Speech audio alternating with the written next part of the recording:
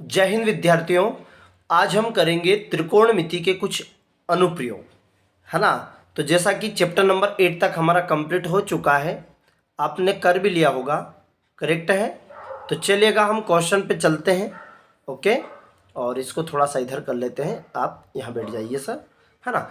चलेगा, तो त्रिकोणमिति के कुछ अनुप्रयोग। तो यहाँ पर आपने यदि नहीं किया है तो चैप्टर नंबर 8 तक आप कंप्लीट कर लो, वहाँ तक हमने ऑलरेडी पूरा कंप्लीट कर लिया है, करेक्ट। आज हम बात करेंगे चैप्टर नंबर 9 की, जिसमें किन किन टॉपिक पर बात होगी हम उसकी पहले चर्चा कर लेते हैं। पहला है आपका उन्नयन कोण, एलिवेशन बोलते हैं जिसको, उन्नयन कोण, करेक्ट। अब उन्नयन कोण क्या है? तो ये एक व्यक्ति है और ये एक वस्तु है। व्यक्ति को हम प्रेक्षक नाम दे रहे हैं या व्यक्ति बोल सकते हैं, और ये वस्तु है, ठीक है। तो जब प्रेक्षक इस वस्तु को देखता है, देख रहा है, ये देख लिया अपन ने इस वस्तु को, तो जब किसी वस्तु को देख रहा है तो रेखा ऐसी तो नहीं खींचती जैसा ये दे रहा है, दे रहा क्या तो नहीं। पर क्या होता है कि जब प्रेक्षक इसको देखता है, ये वस्तु यहाँ से यहाँ तक देख रहा है, तो ये रेखा नहीं है, एक काल्पनिक रेखा है। तो वस्तु को देखता है तो उसको गर्दन को ऐसे उठाना पड़ेगा यूं, कि जब देख रहा है तो गर्दन को ऊपर उठाना पड़ेगा, निगाहों को ऊपर करना होगा जब वस्तु को ऐसे देख रहा है। तो जब प्रेक्षक वस्तु को देखता है उस समय ये क्षैतिज हो चुका, ये क्षैतिज हो चुका, जिसको हम क्षैतिज बोलते हैं, जो भूमि के ऊर्ध्वाधर, मतलब सॉरी, भूमि के समानांतर एक लाइन खींची जाती है, उसे क्षैतिज कहते हैं। के साथ जो कोण बनता है उसे उन्नयन कोण कहते हैं। I hope concept. अब यहाँ एक ऊंचाई मान लेते हैं हम, ये वाला ऊंचाई एच मान दे दिया इसे, करेक्ट है। तो उन्नयन कोण किसे कहेंगे? जब प्रेक्षक की स्थिति नीचे हो और वस्तु की स्थिति ऊपर हो, तो इन दोनों को मिलाने वाली रेखा, काल्पनिक रेखा, क्षैतिज के साथ जो कोण बनाती है उसे उन्नयन कोण कहते हैं। ये रिपीटेशन करना और जो मैं बोल रहा हूँ इसको लिखना, ताकि आपको याद आ जाए। तो सबसे पहले आपको समझ में आ गया। दूसरा प्रश्न आता है यहाँ पे, दृष्टि रेखा क्या है? तो दृष्टि रेखा इंग्लिश में साइट लाइन बोलते हैं इसको। दृष्टि रेखा मतलब प्रेक्षक और वस्तु को मिलाने वाली, प्रेक्षक और वस्तु को मिलाने वाली काल्पनिक रेखा होती है, जिसे हम दृष्टि रेखा कहते हैं। समझ में आ गया? आई होप कॉन्सेप्ट समझ में आया होगा। उन्नयन हो गया। इसी तरीके से अवनमन क्या हो गया? अवनमन अवनत कोण भी बोलते हैं और इसको उन्नयन को उन्नत कोण भी बोलते हैं। ओके, अवनमन कोण क्या है कि जब प्रेक्षक, अब मान लीजिए इच्छा हुई आपकी कि यार मैं नीचे से देख रहा हूँ, अब इसे एक काम करूँ, इस वस्तु को ऊपर जाके देखता हूँ कैसा लग रहा है। ऊपर जाके पहुंच गया व्यक्ति, ऊपर जाके पहुंच गया, भैया वस्तु का तुम नीचे चली जाओ, करेक्ट है। तो क्या होता है कि जब व्यक्ति ऊपर पहुंच गया और वस्तु नीचे आ गई, उस कंडीशन में व्यक्ति ऊपर बैठा हुआ है। अब यहां पर यदि वो बैठा है तो इसका क्षैतिज हो गया, क्षैतिज हो गया। समझ में आया कि नहीं आया? क्षैतिज पूरा भाग हो गया, क्योंकि जिसके ऊपर बैठा व्यक्ति उसी को समानांतर मानेगा, करेक्ट है ना। तो यहाँ जो एंगल बनता है उसे अवनमन कोण कहते हैं। तो यहाँ एक रेखा होती है, देखिए, तो जब व्यक्ति ऊपर हो और वस्तु नीचे हो, तो इन दोनों को मिलाने वाली रेखा क्षैतिज के साथ जो कोण बनाती है उसे अवनमन कोण कहते हैं। लेकिन ये मान हम रखते हैं, अवनमन में सबसे बड़ी गलती होती है कि हम चित्र एक जैसा बना लेते हैं। नहीं, इसका चित्र यहाँ थीटा यहाँ होता है, पर ये एक अल्टरनेट एंगल होता है। अल्टरनेट का मतलब इस तरीके से कि इन दोनों का मान बराबर होता है। यदि यहाँ 30 डिग्री है तो यहाँ भी 30 डिग्री हो जाएगी, इसलिए हम इसका मान रख देते हैं। तो अवनमन का भी कोई ज़्यादा डेफिनेशन नहीं, व्यक्ति ऊपर पहुंच गया है, वस्तु नीचे आ चुकी है, गर्दन को नीचे झुकाना पड़ेगा। और नमन, नमन का मतलब कैसे झुकना पड़ता है? ऐसे नीचे, नमन मतलब नीचे। उन्नयन मतलब नयन को ऊपर करो, नयन को ऊपर करो, उसे उन्नयन कहेंगे।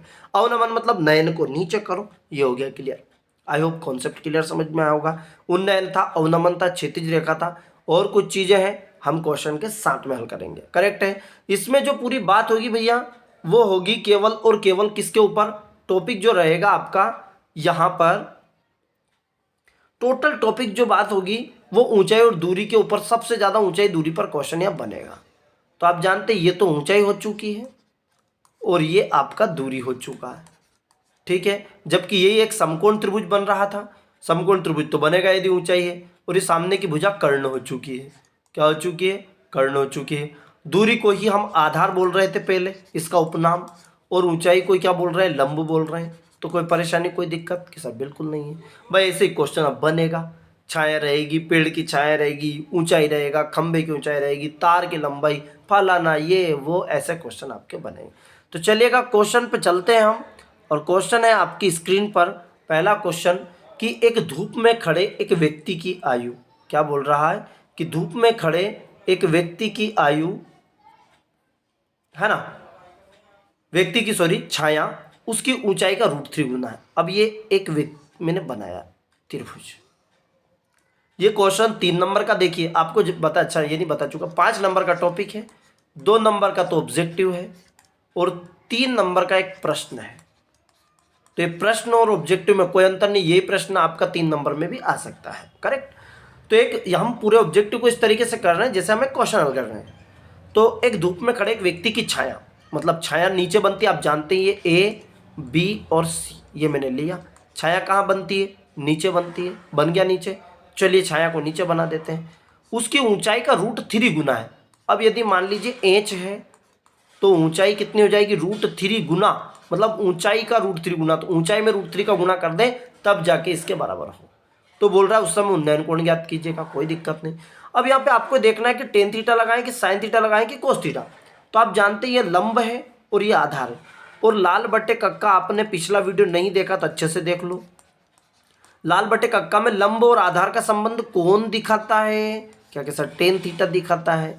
तो बड़ी टेन थीटा सूत्र लग जाएगा, टेन थीटा बराबर लंब बटे आधार। लंब क्या है एच और आधार क्या है √3h। एच से एच कैंसिल, क्या बच गया, टेन थीटा = 1/√3। अब बताओ टेन थीटा में 1/√3 किसकी वैल्यू होती है, तो सर ये तो टेन 30 का मान होता है। किसका मान होता है, टेन 30 का। तो 1/√3 की जगह रख देंगे टेन 30, क्या रख देंगे, टेन 30। ओके, अब यहाँ पे क्या हो जाएगा, टेन से टेन कैंसिल हो जाएगा, तो जो बच जाएगा 30 डिग्री इसका राइट आंसर आ जाएगा। आई होप कॉन्सेप्ट समझ में आया होगा। तो इसका राइट आंसर पहला वाला ही है, इसको इधर उठा के रख देते हैं, पहला वाला ही इसका राइट आंसर है। आई होप पहला क्वेश्चन आपको समझ में आया होगा। चलिएगा अगला क्वेश्चन देख लेते हैं। क्वेश्चन नंबर 2 है, एक पेड़ की छाया 20√3 है। एक पेड़ की छाया 20√3 मीटर है। यदि पेड़ की ऊंचाई 20 मीटर हो तो सूर्य का उन्नयन कोण ज्ञात कीजिए। कोई परेशानी नहीं भैया, चलिएगा बना दीजिएगा त्रिभुज। उन्नयन कोण है तो सेम टू सेम बन जाएगा, ये ए है और ये बी है और ये आपका सी है। पेड़ की छाया बिल्कुल 20√3 लगा दो, ये छाया नीचे बनती है। ऊंचाई कितना हो चुका भैया, तो ये 20 हो गया, कितना हो चुका 20। बोल रहा उन्नयन कोण ज्ञात कीजिए, तो थीटा का मान ज्ञात कीजिए। अब उन्नयन कोण का मतलब है ना, उन्नयन कोण। अब ये देखो लंब और आधार में संबंध बता रहा है, लंब आधार में कौन संबंध बता, टेन थीटा।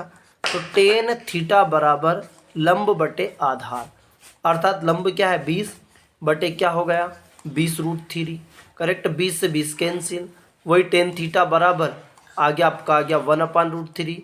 1/√3 किसका मान है भैया, टेन 30 का मान। तो राइट आंसर कौन सा चुका, 30 degree. I hope concept clear समझ में आया होगा। चलिएगा आगे बात करता हूं मैं। नेक्स्ट है आपका कि देखिएगा, एक व्यक्ति किसी बिजली के खंभे के शिखर से देखता है। धरातल के एक बिंदु का अवनमन कोण 60 डिग्री है। यदि खंभे के पाद से बिंदु की दूरी 25 मीटर हो तो खंभे की ऊंचाई, कुछ मत करो भैया, चित्र बना लो बस, व्यवस्थित चित्र बन गया, समझ लो सब कंप्लीट हो गया। ए बी और ये सी, ये आपका 60 डिग्री है, ये आपका 60 डिग्री है। ओके, वो अवनमन कोण, अब यहाँ देखिए अवनमन कोण की बात चल रही, तो ये अवनमन कोण बनेगा यहाँ पर 60 डिग्री। अब बोल रहा है इसकी जो दूरी है वो 25 दिया गया है। कितना दिया है, चलो 25 दे दिया है। ऊंचाई ज्ञात कीजिए, ऊंचाई क्या करना है एच, वही लंब बटे आधार। लंब क्या है एच बटे आधार कितना है 25 दिया है, एच बटा 25 बराबर कितना दे दिया है टेन, 60 डिग्री थीटा का मान। अब एच बटे 25 और टेन 60 की वैल्यू √3, 25 इधर का गुना हो गया, तो एच की वैल्यू आ चुकी 25√3 और यही हमारा क्या है राइट आंसर। तो इसका सी इसका राइट आंसर हो गया। आई होप आपको क्वेश्चन समझ में आया होगा। भाई ऐसे ही वहाँ करना है, आ जाए तो 3 नंबर में आ जाए तो पूरा डिटेल कर दो दिया है, खंबे की ऊंचाई, छाया की लंबाई, उन्नयन कोण, अवनमन कोण पूरा लिख दो। करेक्ट है।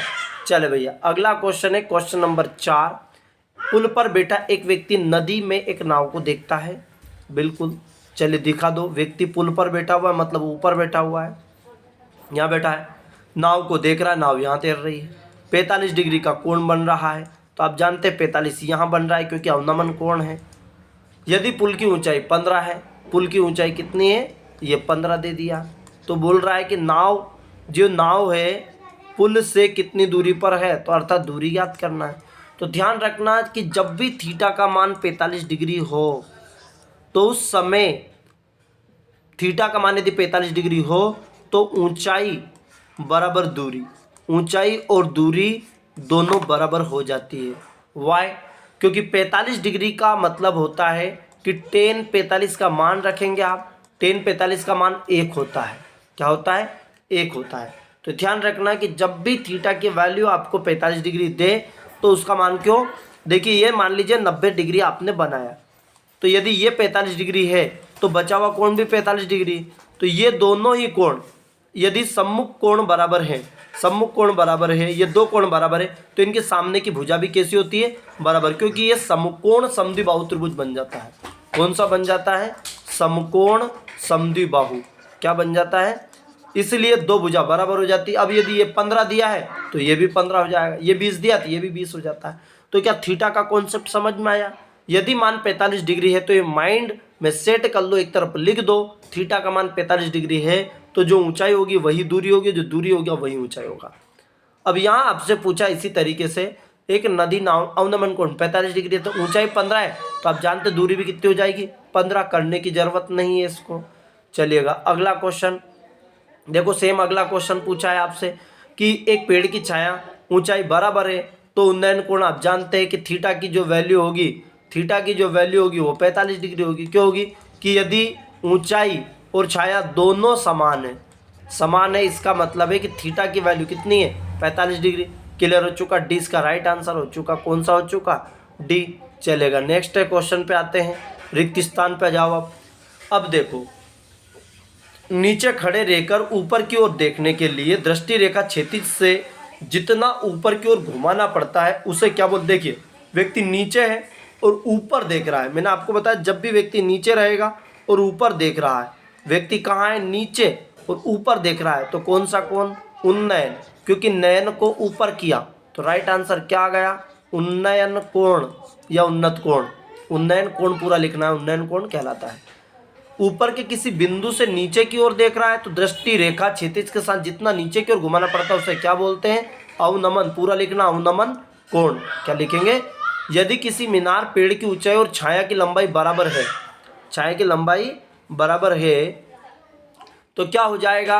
उन्नयन कोण कितना होगा? अभी जान चुके हैं, 45 डिग्री। कितना होगा?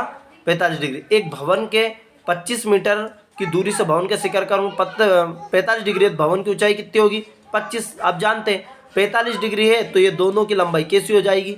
बराबर। अब ये एक तरफ लिख देना, जो जो आपको समझ में आ रहा है उसको आप लिखते हुए चलो। Concept clear? चलो भैया सत्य सत्य पे आ जाइएगा। पहला है आपका ऑब्जेक्टिव कि क्षैतिज तल से ऊपर की ओर देखने पर दृष्टि रेखा क्षैतिज रेखा के साथ अवनमन कोण बनाती है। अब देखो ऊपर की ओर देख रहे हैं, ऊपर की ओर देख रहे हैं तो आप जानते हैं उन्नयन कोण बनता है। कौन सा बनता है? उन्नयन। जबकि बात किसकी चल रही? देखो वो अवनमन बता रहे हैं। क्या बता रहे हैं? अवनमन। इसलिए क्या हो चुका? ये असत्य।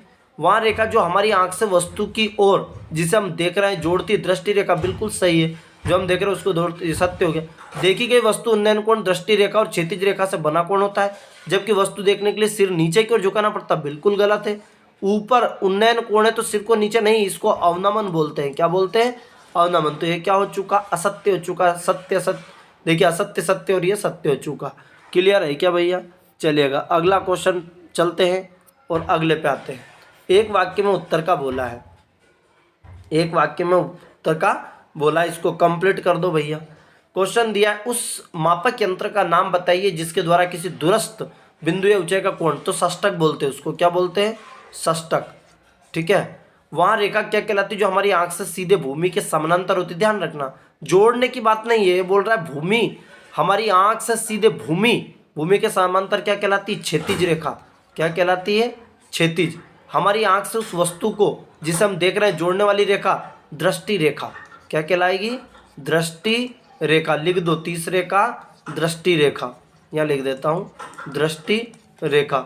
जब वस्तु आंख की क्षैतिज के ऊपर हो, उसे देखने के लिए प्रक्रम में हमारी दृष्टि रेखा जिस कोण से ऊपर मुड़ जाता है उसे क्या कहते हैं? उन्नयन कोण। क्या बोलेंगे? चौथे का उन्नयन कोण। उन्नयन कोण। जब वस्तु आंख क्षैतिज नीचे हो, अवनमन कोण। क्या कहलाएंगे? दृष्टि रेखा की परिभाषा में शुरू में लिखा चुका हूँ। तो यह कॉन्सेप्ट आपके स्ट्रॉन्ग हुए, जहाँ हमने पूरे ऑब्जेक्टिव को क्लियर किया। अच्छे से क्लियर कर दो भैया, जो जो चीज़ें आती है बेहतर तरीके से याद होना चाहिए। ओके, तो आज चैप्टर नंबर 9 कंप्लीट हुआ और आप अच्छे से बेहतर तैयारी कर ही रहे हैं। ओके, चलेगा। ये हमारे साथ में सिद्धू भी है और ये भी पढ़ाई कर रहा है कक्षा 10वीं। ये पहली क्लास में और 10वीं का पढ़ रहा है। इससे बोल रहा हूँ भाई अभी मत कर, जो कक्षा 10वीं वाले उनको ही पढ़ लेने दीजिए, पर ये नहीं सुन रहा है क्या कि मैं भी पढ़ूंगा। ठीक है, ओके, जय हिंद।